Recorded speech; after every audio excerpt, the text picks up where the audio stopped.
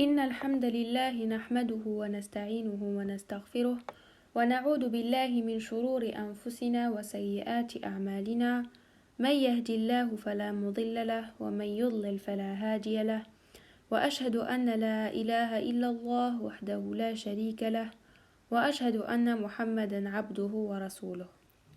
Si les noms de Habil et Qabil vous sont si familiers, connaissez-vous leur véritable histoire? Et que dit le Coran sur Habil et Qabil? Écoutez cette histoire attentivement et essayez de comprendre son sens et sa morale. Allah subhanahu wa ta'ala dit et raconte-leur en toute vérité l'histoire des deux fils d'Adam. Les deux offrirent des sacrifices. Celui de l'un fut accepté et celui de l'autre ne le fut pas. واتل عليهم نبأ ابني آدم بالحق إذ قربا قربانا فتقبل من أحدهما ولم يتقبل من الآخر. À chaque naissance, Adam et Ève avaient des jumeaux, un garçon et une fille, et cela est dû à une sagesse divine importante. Ils eurent d'abord Qabil et sa sœur jumelle, puis un autre couple de jumeaux, Habil et sa sœur. Ils jouissaient d'une vie de famille paisible et harmonieuse. Qabil labourait la terre, tandis que Habil élevait le bétail. Le temps passa et vint le moment pour les fils d'Adam de se marier. Il fallait que ce mariage ait lieu afin d'accroître la descendance selon la volonté d'Allah. Selon la législation d'Allah, il fallait que Qabil épouse la jumelle de son frère Habil, et que ce dernier épouse à son tour la jumelle de Qabil. Des compagnons du prophète Mohammed sallallahu alayhi wa sallam, que la paix et les bénédictions de Dieu soient sur lui, incluant Ibn Abbas et Ibn Mas'ud, ont rapporté que les mariages entre garçons et filles issus de grossesses différentes étaient autorisés pour les enfants d'Adam. Il semblerait que dans l'attraction homme-femme, la beauté ait joué un rôle depuis le début des temps. Qabil ne se sentait pas attiré par la partenaire choisie pour lui, et il se mit à envier son frère. Adam ordonna à Qabil d'accepter la législation d'Allah Ta'ala, mais Qabil refusa obstinément. Il refusa d'obéir à son père, et ce faisant, il désobéit à Dieu également. Dieu nous a tous créés avec des qualités et des défauts, et la lutte que nous menons contre nos instincts et nos désirs fait partie des tests qu'il nous envoie. Adam demanda alors à ses deux fils de faire une offrande à Allah. Celui dont le sacrifice serait consumé par le feu épousera la sœur jumelle de Qabil. Qabil était un cultivateur et qui voulait pourtant épouser la plus belle, offrit les plus mauvaises de ses cultures, tandis que Habil, qui était berger, offrit l'un de ses meilleurs moutons. Dieu n'accepta que l'offrande de Habil, ce qui enragea Qabil, qui menaça de tuer son frère. Et raconte-leur en toute vérité l'histoire des deux fils d'Adam.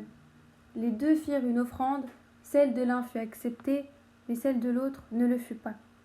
Ce dernier dit « Je te tuerai sûrement. » واتل عليهم نبأ ابني آدم بالحق إذ قربا قربانا فتقبل من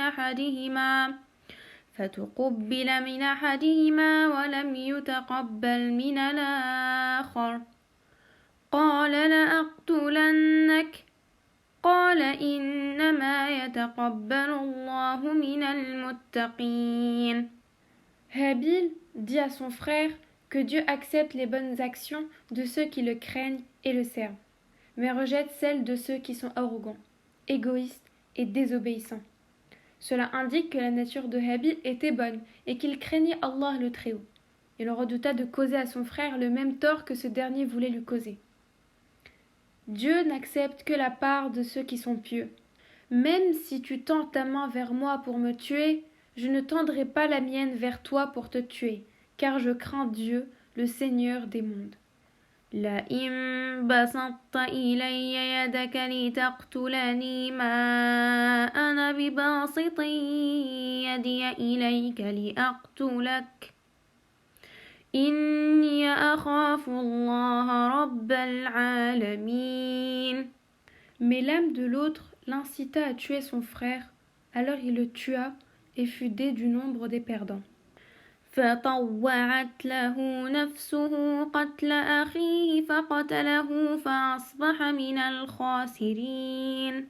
Qabil a laissé l'idée s'emparer de lui, il l'a laissé occuper son esprit jusqu'à ce qu'elle le pousse à tuer son frère. Le prophète Muhammad sallallahu alayhi wa sallam, que la paix et les bénédictions de Dieu soient sur lui, nous a dit que Qabil, enragé, frappa son frère sur la tête à l'aide d'une pièce en fer. Une autre narration rapporte que Qabil aurait frappé son frère alors que ce dernier dormait. Sur la montagne Qasiyun, située au nord de Damas, se trouve une caverne appelée la caverne du sang, connue comme étant l'endroit où Qabil tua son frère Habil, selon ce que prétendent les gens du livre, bien sûr. Mais Allah sait mieux que quiconque si ceci est authentique. Puis Dieu lui envoya un corbeau qui se mit à gratter la terre pour lui montrer comment ensevelir le cadavre de son frère. Il dit « Malheur à moi! Suis-je incapable d'être comme ce corbeau et d'ensevelir le cadavre de mon frère ?» Et il fait dès lors du nombre de ceux qui sont rongés par les regrets. فبعث الله غرابا يبحث في الأرض ليريه كيف يواري سوءات أخيه قال يا ويلتى أعجزت أن أكون مثل هذا الغراب فأواري سوءات أخي فأصبح من النادمين. Certains exégètes affirment que lorsque Qabil tua son frère, il le porta sur son dos une année entière. D'autres assurent qu'il le porta 100 ans. Il demeura ainsi jusqu'au jour où Allah envoya 2 corbeaux qui se mirent à se battre devant lui, si bien que l'un tua l'autre. Le corbeau, qui survécut, creusa un trou dans la terre, y plaça le corbeau mort et le recouvrit de terre. En le voyant agir ainsi, Qabil s'exclama « Malheur à moi! Ne suis-je pas capable comme ce corbeau d'ensevelir le cadavre de mon frère ?»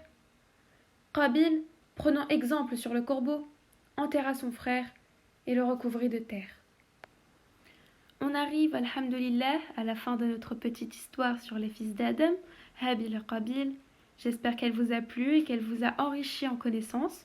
Et Inch'Allah, la prochaine fois, on se retrouvera dans une nouvelle vidéo avec un nouveau prophète, donc une nouvelle histoire. Je termine par Subhanakallahumma wa bihamdik, ashhadu anna la ilaha illa ant, astaghfiruka wa atubu ilayk.